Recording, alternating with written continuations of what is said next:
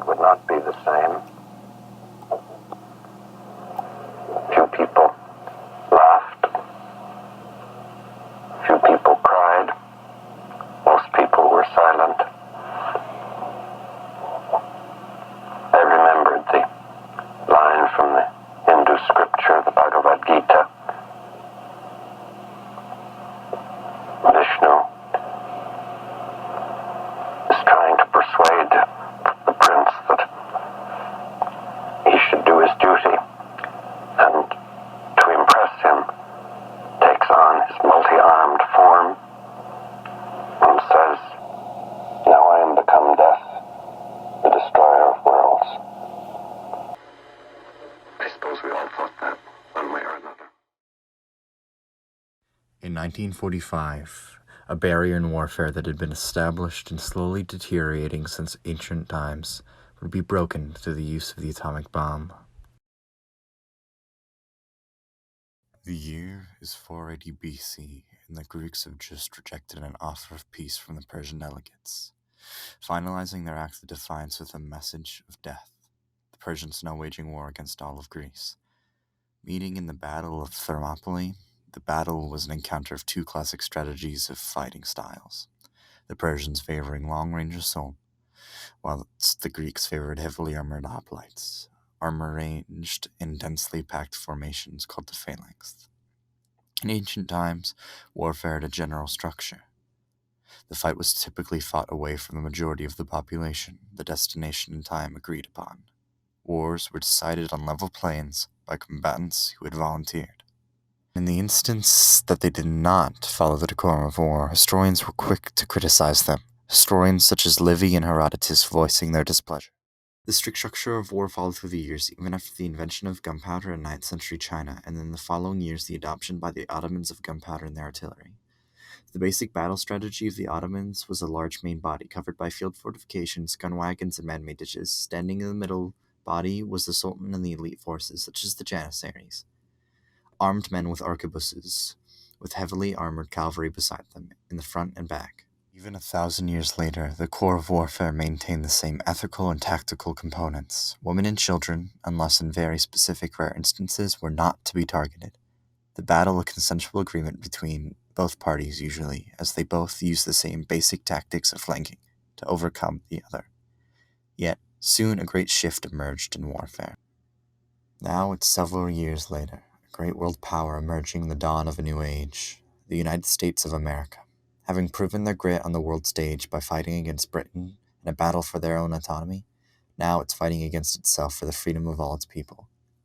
In the Civil War, a new military tactic emerges, independent groups of artillery separate from the army, called Unified Artillery Brigades. This, among the immersion of new weapon tactics, correlates to the change in the mentality of how war was fought. Ulysses S. Grant, General-in-Chief of the Northern Forces, describes this shift well as he states his own belief. Hard battles were a mercy to the army, in that heavy lists of killed and wounded went far to reduce the total of those sacrificed in war, compared with the losses by disease through maneuvering and defensive warfare. End quote. Grant believed in strategy, but it was a strategy that involved fighting the enemy, not circumventing them. This notion that any action taken against the enemy is the ultimate decision in winning the war is the building block of total warfare. 4, it allows citizens to become military targets. This mentality of saving their own soldiers will build up until in World War II, where ultimately that ethical barrier will be broken. Now it's 1914, merely 25 years from the start of World War II, and the invention of chemical weapons and trench warfare shake the battlefield. Trenches, simple interlocking tunnels, are a major catalyst for the rapid change. Resulting in stalemates, innovations in warfare are sparked. Weapons such as the Vickers machine gun used to shoot down enemy soldiers trying to capture the trench.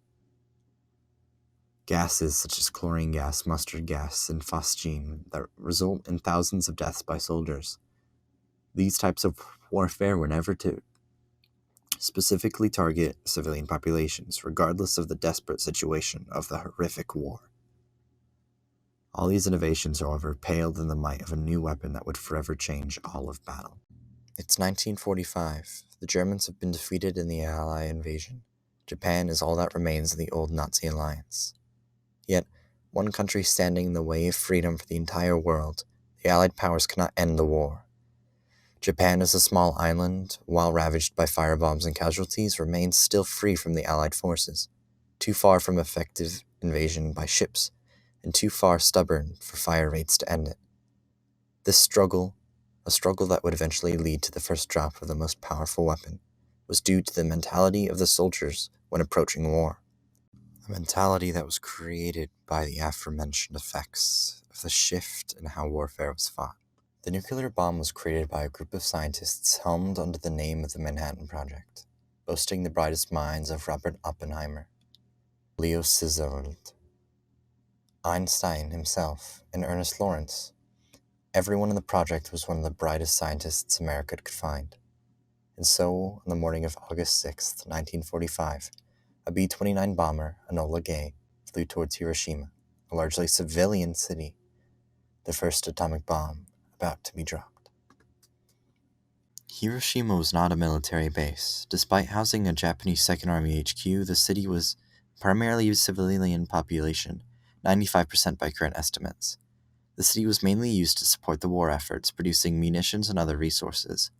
The Americans were faced with a dilemma, a moral question of the most right, effective way to end the war. The next bombing target, Nagasaki, was even less of a military base. Completely civilian, the only use it had as a sea import was the major production complexes it housed, producing a large portion of Japan's munitions. Or the Americans had a moral and ethical question to answer. Which cities ultimately should be bombed? The war was arduous, the Japanese not agreeing to end the deadly war. At the current time, America faced almost 400,000 casualties. Therefore, there were two choices: continue warfare, targeting only soldiers, and lose perhaps 100,000 more men, or use the atomic bomb, cripple Japan's ability to fight the war, kill civilians but lose less American men. If the question had been asked in any other war before, the answer would have been simple. By the strict ethics of war, civilians were not to be targeted. The number of civilian lives lost would have wonderstruck even the most cruel of dictators. However, warfare had changed. The answer was not as simple. Starting in the American Civil War, the government and its soldiers realized that sometimes the battle of least resistance is to target civilians. By destroying the opposing side's ability to fight wars, by killing civilians fueling them, less lives are lost from their own side. Called total war, this forever changes the face of warfare, the culmination of the previous innovations.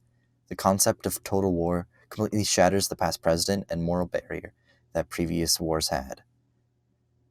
This barrier was only shattered through the use of the atomic bomb. Following the use of the atomic bomb, the world which soldiers knew, which children knew, which humanity knew, was forever different. In the years following, with two titans arising from the ashes of the old world order, Russia and America were now leaders in technology. But now, warfare had been forever changed. They couldn't directly fight. With the use of the atomic bombs, there was mutually assured destruction if they should directly contrast in battle. Therefore, instead of direct confrontations, the two countries set up small proxy wars where they fought under the guise of smaller forces, often guerrilla soldiers and weaker countries. Vietnam was such a war, with the United States indirectly involving themselves by backing the guerrilla ex-government, Russia aiding the main government set up in Vietnam. The United States, operating on the principle of total warfare, committed acts that went against everything that the previous type of war stood for. Agent Orange, the peak of the change. Agent Orange was a chemical herbicide sprayed during the Vietnam War to remove the dense tropical foliage that provided enemy cover. Agent Orange marked a change in how the United States confronted its enemy. A dangerous compound, the health effects of Agent Orange were well known, leading to cancer, leukemia, Hodgkin's disease, and Parkinson's disease. Nevertheless, the U.S. Department of Defense sanctioned the use of Agent Orange over the course of the entire war. None of the effects mattered. The world had changed, right and wrong not mattering, winning did.